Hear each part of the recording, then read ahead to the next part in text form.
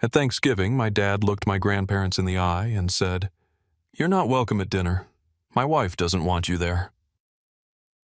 Hours later, I found myself racing through the cold night to their house only to freeze when flashing red lights hit me. An ambulance was parked in the driveway. My grandfather had collapsed on the porch, clutching the railing like it was the last thing keeping him alive. When I called my dad, his voice was flat cruel. "He's faking it."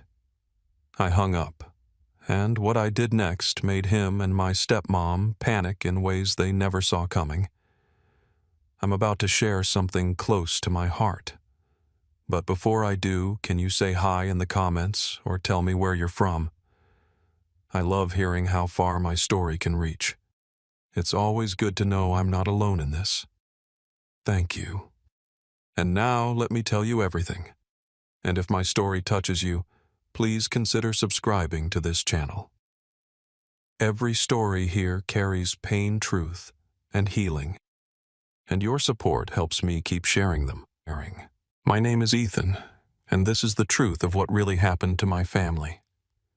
The mornings in Knoxville, Tennessee, had a way of feeling both alive and lonely. That late autumn sun slid in diagonally across the brick streets outside my apartment, gilding the storefronts and the iron railings along the sidewalk.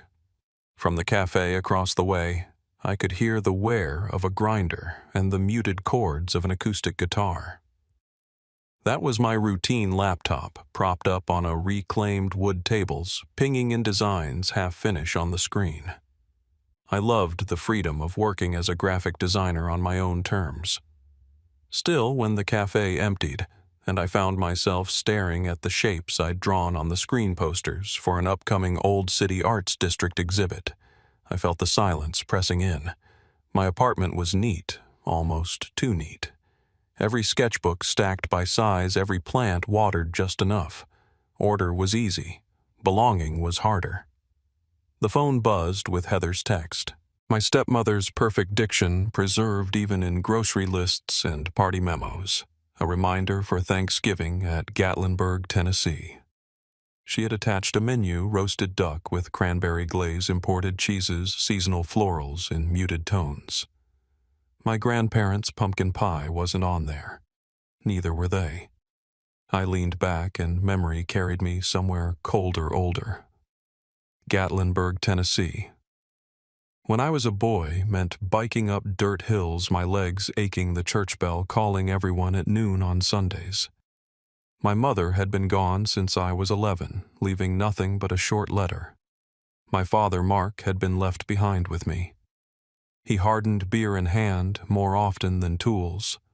Words grew shorter, thinner, until whole evenings passed with nothing but the crack of a can opening.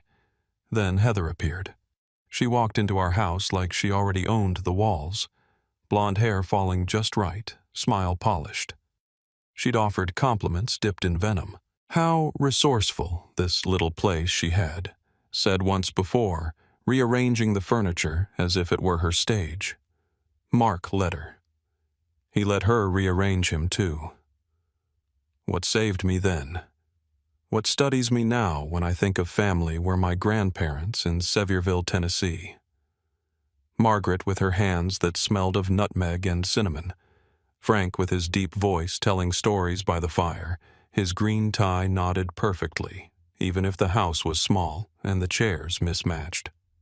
Thanksgiving there meant roasted chicken pumpkin pie that cracked a little on top, a fire that never died until we were full. I reached for the vase on my counter and slid in a small bouquet of wild daisies I'd picked the day before. They didn't match Heather's curated lists, but they looked like Sevierville. They looked like home. I would bring them to Gatlinburg. Maybe they'd remind everyone of what mattered. I called Margaret. Her voice came warm but hesitant. "Well, see how it all goes this year, Ethan?" she said carefully. When I pressed about plans, she changed the subject to the weather. After we hung up, I sat staring at the green tie folded in my drawer, the one Frank had given me when I was 16. "Wear it when you need courage," he'd said. I wasn't wearing it yet, but the weight of it sat heavy in my mind. I promised myself out loud this year I'd make sure they felt included. I snapped a picture of the daisies, locked the apartment door, and whispered, "This Thanksgiving, I'll bring Sevierville back to the table." I didn't know the table had already been locked against them. By the time I pulled into Gatlinburg, Tennessee, the house glittered like something out of a lifestyle magazine. Heather's touch was everywhere. Chandeliers lit to brightly gold-rimmed glassware lined up on tables, candles perfuming the air with orange clove. Jazz hummed from hidden speakers. The lawn outside had been clipped within an inch of its life, and a buffet stretched across the patio, all curated dishes lined in silver trays. I carried the daisies in. Heather swept toward me in a sequined dress, smiled, as if she'd just remembered my name. "Oh, those are adorable," she said, and without pause handed them to a passing server who disappeared into the kitchen. Not the table. Not even a sideboard just gone. I scanned the room for something familiar. Margaret's pie cooling on the counter, Frank's chair near the fire. There was nothing. No pie, no chair, only people I barely knew talking about Lakes and European vacations.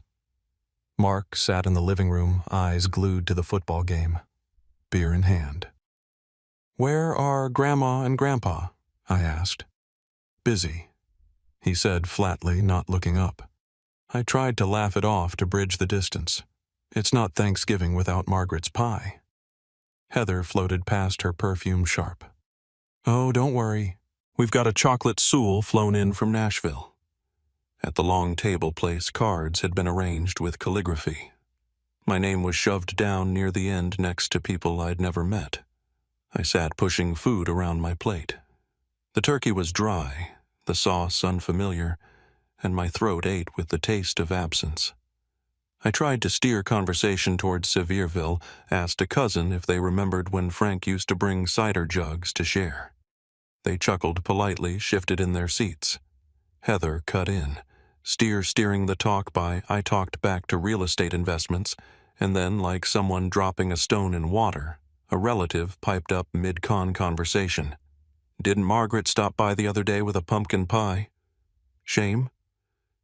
But Heather said it didn't match the theme. The words landed and hung there. The table went quiet for a beat too long. Heather's laugh broke it high and deliberate. "Oh, you misheard. I only meant it wasn't necessary this year." But I had heard enough. I pulled out my phone under the table, sent a text to Margaret. "Miss you tonight. Wish you were here." Her reply came back short. "We're fine. Don't worry about us." It sounded nothing like her. Music swelled from the speakers louder now, guests laughing too hard. My chair pressed against the edge of a secondary table like I was only half welcome. I stared at the daisies I knew were hidden somewhere in the kitchen, unseen like the people who mattered most. My phone vibrated on the screen. Grandma Margaret flashed, then cut off before I could answer. I stood abruptly, heart pounding, and slipped out the front door into the chill night to call her back. The cold cut deeper when I stepped onto the front porch. The music inside still floated out all brass and saxophone, but the night smelled of pine and wood smoke.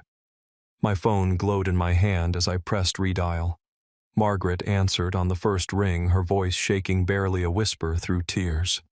"Ethan, it's your grandfather," she said. He was waiting on the porch, dressed in his vest and tie, saying they'd call. Then he just collapsed. "He's on the ground. They're sending an ambulance." Behind her words, I caught the faint sound of a siren in the distance, the long wail threatening to throw away for enduring dare. My throat closed. I pushed back into the house, weaving through the laughing guests. Mark sat in the same chair, eyes glued to the screen. "Dad said sharply, 'Grandpa's collapsed. They're taking him to the hospital.'" He frowned as if I'd interrupted something trivial. "He's old, Ethan. He'll be fine once he rests." Heather's hand rested on his arm nails, perfect and polished. "Don't overreact," she said smoothly, eyes cutting toward me, the elderly faint rat. "It's what they do. We don't need drama tonight." The room blurred. The chandelier, the suffocating perfume, the clink of glasses. It all felt grotesque. I grabbed my coat from the rack and fumbled for my keys. From behind me, someone muttered just loud enough. Maybe it's better they stayed home. It fits the evening more. I froze my jaw tight, then stormed out into the night. The air felt like knives on my face, but it was clean, untainted. I yanked open the car door, my hands shaking so hard the keys almost slipped. As I started the engine, my phone buzzed again. A message from Bill, the neighbor in Sevierville. Heather called Margaret yesterday, told her not to come. Frank dressed up anyway. Been waiting all day. The words burned in my chest. I hit call and put the phone on speaker as I drove. Mark answered, irritation dripping through the line. You knew, I said, voice low, steering the car down the twisting road, headlights cutting through immense girth. Tutu, the Pines. You knew she told them not to come. Drop it, he snapped. Don't blow this up. The line went dead. I clenched the wheel, tighter breath.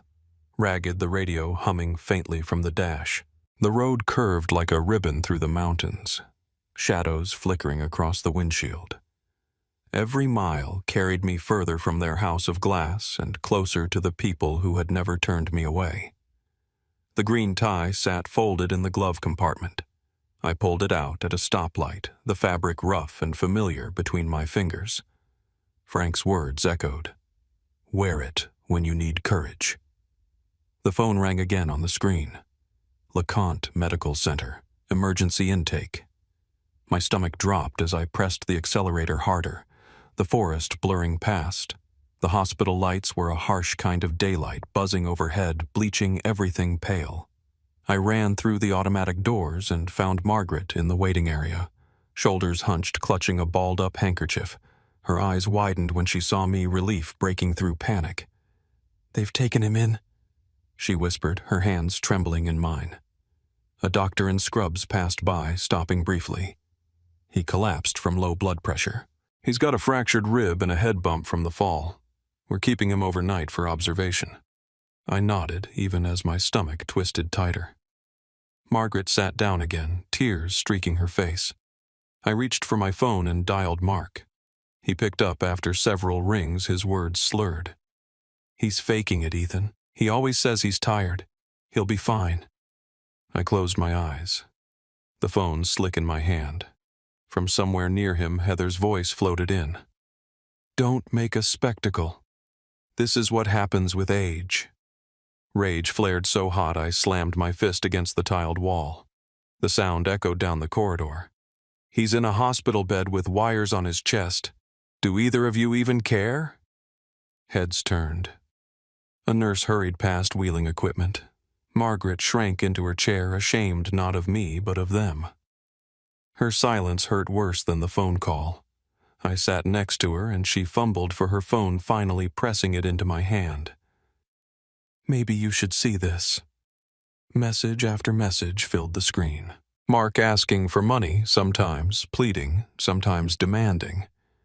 Payments for car repairs, credit card balances, tuition for Heather's son, furniture invoices. Each month bled hundreds of dollars. My chest tightened as the truth settled. My grandparents had been quietly bankrolling them for years, scraping away their modest pension to keep Heather's world intact. I looked at Margaret, her eyes brimming with shame. We didn't want you to worry, she said softly. I couldn't speak. Just then a nurse leaned closer to Margaret, speaking kindly but loud enough for me to hear. I thought you were with family tonight.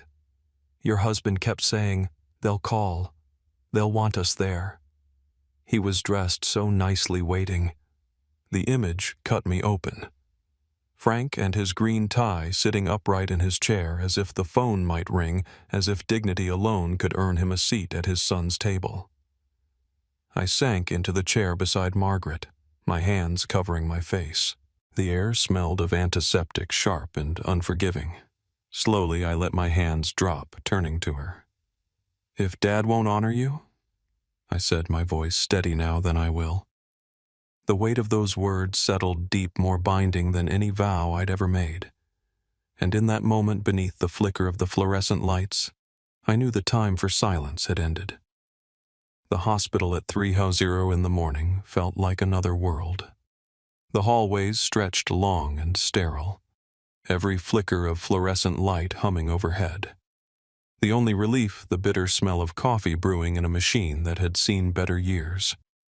Outside, rain had left the parking lot, slick street lamps shining yellow against the puddles.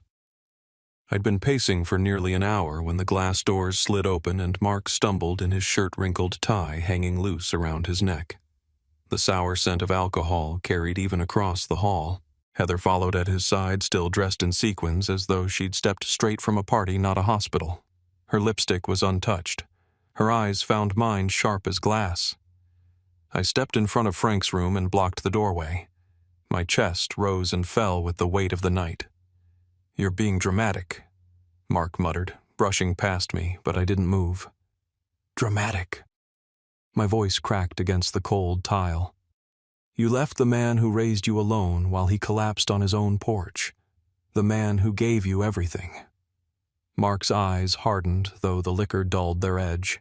"Parents help their children. That's the way it works. You don't understand." Heather slid between us, a faint smile tugging her lips, her words coated in honey but meant to sting. "Margaret and Frank need to know their place yet, Ethan. We have our own life, our own responsibilities. They can't cling to the past forever." I held up Margaret's phone screen, glowing with message after message. My voice was steady now. "Is this their place? Paying your bills, covering your loans? Taking care of your wife's son while you sit at a football game? Tell me if that's family, because it sure as hell doesn't look like it." Margaret appeared behind me, her hands twisting her handkerchief, eyes brimming with shame. "Please," she whispered. But the silence in her gaze spoke louder. She was tired of hiding. I set Frank's green tie on the chair beside me. It sat there quietly, as though it had been watching everything unfold, bearing witness when words failed. Mark straightened his jaw, clenched. "You think it's that simple? Do you know what it takes to keep everything going? Bills pile up. Work isn't the same. Parents help their children. That's what they're supposed to do. They help when there's love behind it." I shot back. "Not when it's demanded. Not when you bleed them dry while pretending you're too busy to show up." For a heartbeat, no one spoke. Then I made the mistake of naming one of the charges I'd read. $2,500 for your wife's kids' tuition. You couldn't even pay for that yourself. The words hit harder than I expected. Heather stiffened, color draining from her face, her hand clamping around Mark's arm. Her mask faltered, and for the first time I saw fear flicker across her features. She hadn't wanted that detail to surface. She hadn't wanted anyone outside the three of them to know. At that moment, a nurse walking past someone I vaguely remembered from town fairs years ago. She recognized me instantly. "People are talking, Ethan," she said gently, almost apologetic. "Everyone in Sevierville knows your grandparents were left out tonight. Folks are wondering why you of all people haven't stepped in."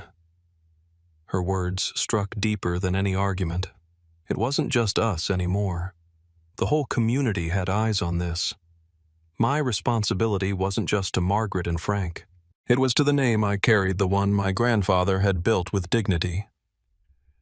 I turned back to Mark, voice low, unshaking. "You chose her over them. I'll choose them over you." And with that, I opened the door to Frank's room and stepped inside, leaving them standing in the harsh light of the hallway, silent and exposed. The door shut between us like the final strike of a gavel. Morning in Sevierville arrived heavy and gray. Mist curled down the slopes of the great Smoky Mountains, veiling the tops of the pines. At the little house where Margaret and Frank had built their lives, the air was thick with liniment and wood smoke. The kitchen table crowded with pill bottles and folded quilts. Margaret moved slowly, her eyes tired from the night before, but her hands still steady enough to lay a thick brown envelope in front of me.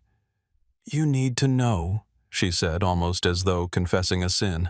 Inside were stacks of bills, electric, medical, home repairs, and receipts for things that should never have fallen on them. Some were even loans in Mark's name, but the payments had been pulled from Margaret's account. I sifted through them, my pulse hammering harder with each line of print.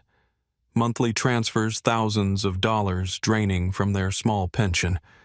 I thought of the cracked tiles in their bathroom, the peeling paint on the porch, the patched knees in Frank's old work pants, and all the while Mark and Heather lived in a house that gleamed like a showroom. A knock on the back door startled us. Bill leaned in, hat still wet from the fog. "Morning," he said, then glanced at the papers on the table. "I figured you'd find out sooner or later. I remember last spring Heather bragging about getting that sofa. Said someone else footed the bill." The words slid into place with the bills in my hands. Every shiny piece in their Gatlinburg house had been bought with Margaret and Frank's sacrifice. I leaned back, staring at the ceiling of bitter taste rising in my mouth. If I confronted Mark openly, the last strands of family would snap. But staying silent meant letting them keep draining the two people who had never let me down. I was torn between ruin and betrayal, and either way, the weight sat squarely on me. Margaret pulled out the old desktop computer they kept in the corner, its screen flickering weakly to life. With a few clicks, she opened their bank portal. Lines of withdrawals, transfers, checks with Mark's name. Each one was a wound, each one a scar across their trust. One document caught my eye and sent a chill through me. My own name. Mark had listed me as a co-signer on a loan I had never seen, never signed, never agreed to. The numbers next to it could choke the small business I'd built, ruined the independence I'd worked years to carve out. My fists curled tight. The phone on the table buzzed. Rachel's name lit the screen. I answered, my voice raw. "Ethan," she said, not wasting a second. "For families all over the community forums. People are furious. Everyone knows about your grandparents being shut out of Thanksgiving. It's spreading fast. If you don't say something, they'll decide the story for you." The kitchen felt suddenly too small, the air too thin. Not only had Mark and Heather stolen from Margaret and Frank, they had dragged my name into their mess. And now, the whole town was watching. I shoved the papers back into the envelope, my jaw set. I had spent years trying to keep the peace, trying to be quiet enough not to draw fire. But they had taken money, dignity, and now even my name. I stood and looked at Margaret, who stared at me with weary eyes but the faintest trace of hope. "If Dad thinks he can use me as a shield," I said, gripping the envelope tight, "then I'll turn it into a mirror. And he's not going to like what he sees." The Saturday air in Saviorville carried the smell of fresh bread, roasted peanuts, and the sweet tang of strawberries simmering in jars. Fiddles and banjos filled the marketplace as families strolled past stalls, baskets in hand. It was the kind of scene that should have felt warm and simple. Instead, every step I took felt heavy, weighted by whispers that seemed to follow Margaret and me through the rows of produce and crafts. She moved slowly beside me, a box of jars balanced carefully in her hands. Her fingers trembled with each motion, yet she refused to let me carry them all. "People expect me here," she said, forcing a smile. Her jars of strawberry preserves glistened in the morning light, a small symbol of her persistence. But the moment we set up, questions began to circle. Neighbors asked, gently at first, then less gently, "We heard you weren't invited to dinner. Is it true?" Margaret's face burned as she kept her eyes down, busying herself with arranging jars that were already lined perfectly. Then the crowd shifted. Mark and Heather appeared dressed sharply as though they had stepped out of a magazine spread. He wore a pressed blazer. She wore pearls and heels far too fine for the gravel of the market square. Their timing was no accident. They wanted to be seen to prove they cared. I stepped forward before they could do re. They could reach Margaret. Not here, I told them. But by then, people had already noticed. The low hum of blue-jay grass was drowned by murmurs. "That's their son," someone whispered. Those are the ones who left them. Mark lifted his chin, speaking louder than necessary. Everyone has it wrong. My parents stayed home by choice. They needed rest. Heather slipped in smoothly, her voice polished. We worried about their health. We didn't want them straining themselves for one dinner. People love to gossip, but we're only looking out for them. I pulled the envelope from under my arm and raised it high enough for everyone to see. Looking out for them. My voice cut through the air. Is that what you call draining their accounts, piling your debts on them, and leaving them to cover for your life while you toast champagne in Gatlinburg? The crowd went still. Margaret froze, clutching the edge of the table for balance. Mark's face tightened. Before he could respond, a woman stepped out from the line of shoppers. Her voice was loud, indignant. I saw Frank hand you cash at the bank last month. Mark, don't you stand here and pretend you're innocent. The market erupted. Dozens of voices buzzed at once.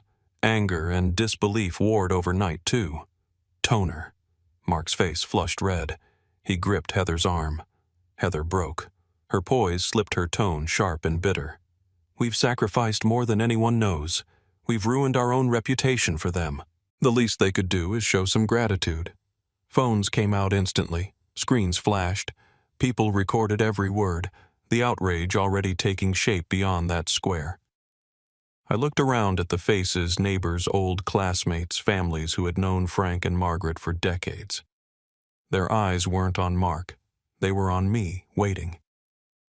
I set the envelope down on the table beside Margaret's jars of strawberry jam. If my father and his wife can't remember what family means, I said, my voice steady, caring above the noise, then I'll start from scratch. I'll build it myself. The applause that followed wasn't loud, but it was strong enough to make Mark's jaw clench and Heather's lips press white. The next morning, the hospital was bathed in sunlight. The windows glowed with gold, and the once shadowed corridors felt softer, warmer, as though the building itself had decided to welcome Frank back to the living. He was being prepared for discharge. His bag packed at the foot of the bed. Margaret sat nearby, relief and exhaustion lining her face. I had already been there for hours. Paperwork spread across my lap, the ink still drying on documents Margaret had signed earlier. It was time to do what should have been done years ago. The elevator chimed, and Mark and Heather appeared once more, this time with arms full of gifts. A bouquet of roses, a bottle of imported wine, as though extravagance could erase the memory of abandonment. Mark smiled stiffly. Heather hovering with practiced grace. I stepped into the hallway, intercepting them before they reached the room. You can put those down, I said. They won't fix what you broke. Mark's brows knit together. We're here to make peace. I handed him a folder instead. Inside, sheets of transactions lay in neat, damning order. It's over. Every automatic withdrawal, every transfer canceled. You won't take another cent from them.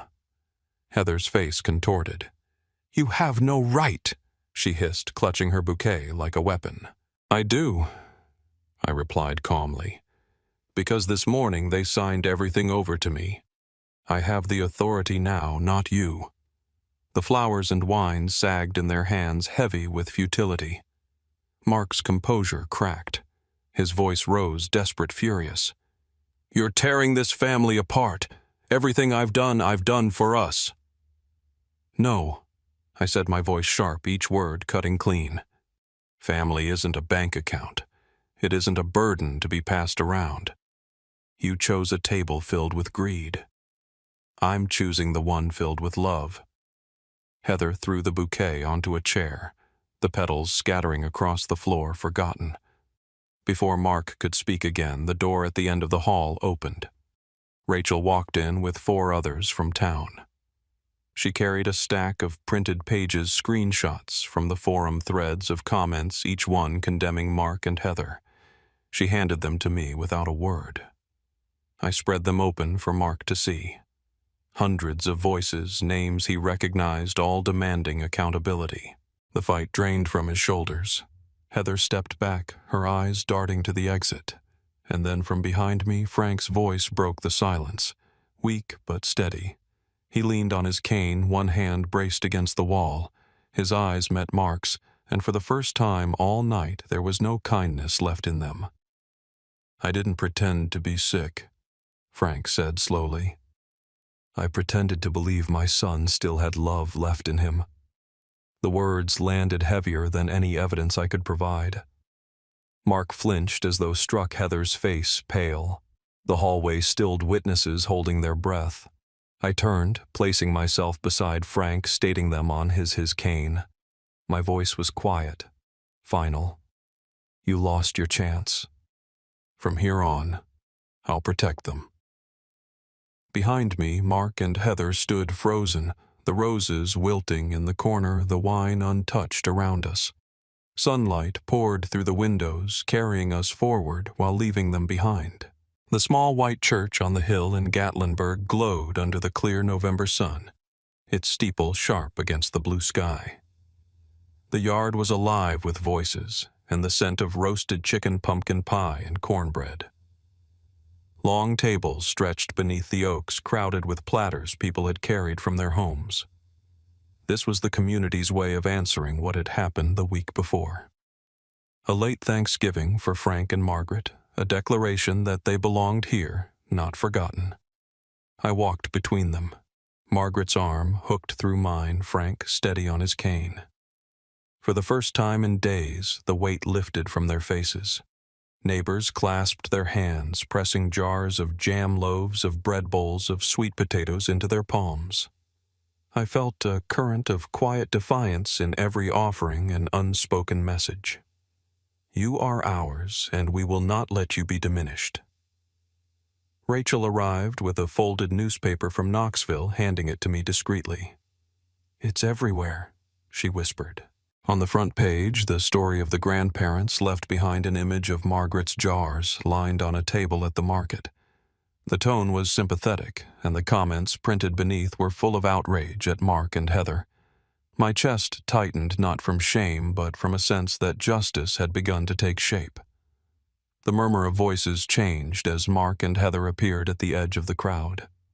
The myriad, an ornate gift basket filled with imported cheeses and wine, as though money might still buy back what they had lost. Their faces wore strained smiles, but the hush that fell told me the crowd was not fooled. Mark approached first, his voice breaking through the silence.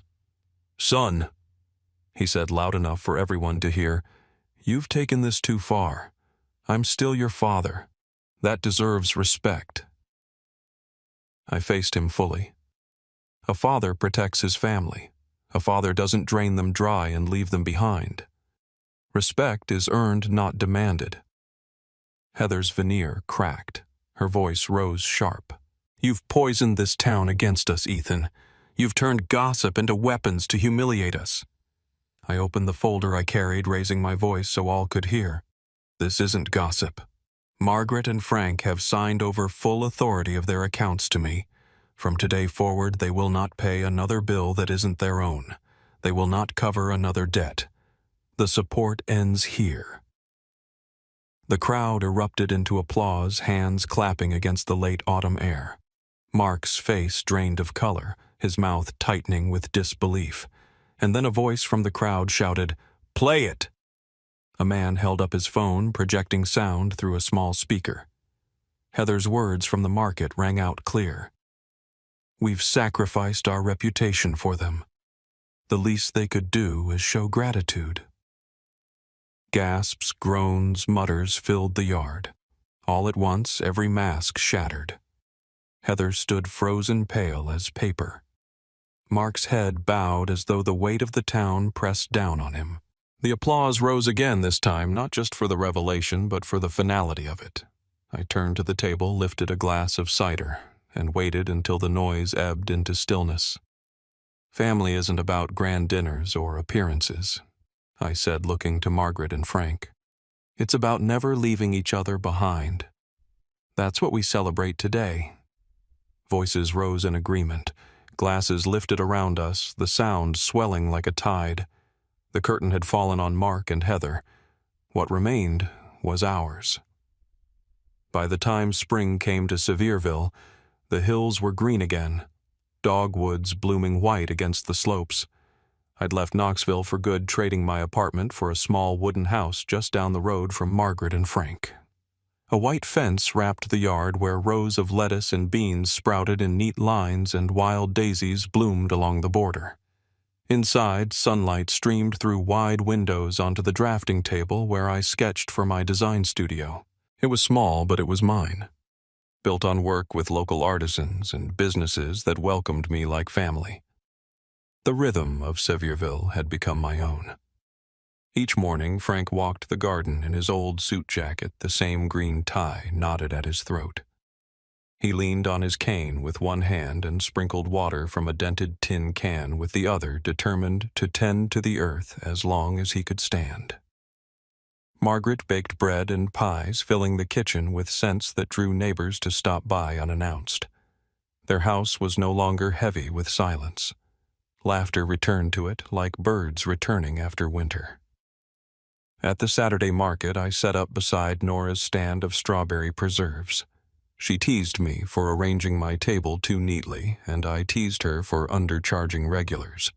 Over time, our banter grew into something steadier, an understanding that felt both surprising and inevitable. She was there when Frank first tried to plant tomatoes again, when Margaret finally allowed herself to sit at the head of the table. She was there when I allowed myself to believe in more than survival. Rachel visited, often bringing news from Knoxville. One afternoon, she leaned on the porch railing watching Frank coax seedlings into the soil. "You know," she said, "you've become the keeper of tradition here. People look to you now." I glanced at Margaret through the window, her hands busy with a loaf of pumpkin bread. "Tradition," I said quietly, "was never about wealth. It was about not letting go of each other." By early summer, the garden was lush and the daisies spread across the fence line. We held a wedding in the yard, just me and Nora, Margaret, and Frank at our side, neighbors filling the lawn with laughter. There was no orchestra, no glittering hall, no Mark or Heather. They had left town quietly months before, stripped of money of status of the audience they had once demanded. We served pumpkin pie at the table, Margaret's pride placed in the center, while daisies were set in jars along the fence. As dusk fell, I lit a single candle on the table, its glow catching the petals, throwing soft light against faces I trusted. Later, by the fire inside, I sat with Frank and Margaret, the candle still flickering on the kitchen table. Family. I said, my voice low, is the place you're seen without pretending, where you're held without asking. They nodded their hands, covering mine. The flame bent in the draft and straightened again, steady, as if to mark the beginning of something new. And I knew then that the cycle had turned, that what was broken had been rebuilt, and what was lost had given way to a home stronger than anything before. What happened that night changed everything. I thought I knew about family. It hurt more than I can put into words, but telling this story here reminds me I'm not carrying it alone. If you've ever felt overlooked, betrayed, or silenced by the people who should have loved you most, then maybe my story can be a mirror for your own. That's why I keep sharing, because no one deserves to go through this kind of pain in silence. If this touched you, please subscribe and stay with me here. Every time you join, it feels like one more voice saying, "I hear you, I believe you." And that means more than you'll ever